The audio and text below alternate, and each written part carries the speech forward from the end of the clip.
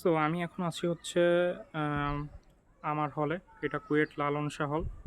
So যেটা বলার জন্য আসলে এই ভিডিওটা বানানো সেটা হচ্ছে আমার কয়েকদিন পরেই টার্ম ফাইনাল পরীক্ষা।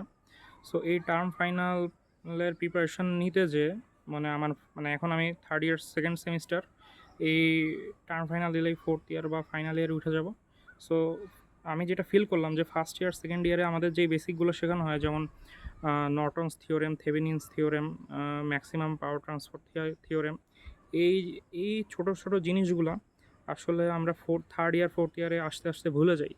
যেটা কি না আমাদের এখন কমপ্লেক্স যে টপিকগুলো আসলে পড়ার সময় ওই সিম্পল বেসিকগুলো ভুলে যাওয়ার কারণে আসলে অনেক প্রবলেম হয়। ঠিক আছে, এই জন্য আবার আসলে ওই ওই জিনিসগুলো আসলে আমাদের আবার মেমোরাইজ করা লাগে। সো তোমাদের যারা ফার্স্ট ইয়ার সেকেন্ড ইয়ারে আছো তাদেরকে বলবো যে বেসিকগুলো এমনভাবে আয়ত্ত করো যাতে অ্যাটলিস্ট ইঞ্জিনিয়ারিং লাইফে এই জিনিসগুলো যাতে সহজে না ভুলো। So that's it.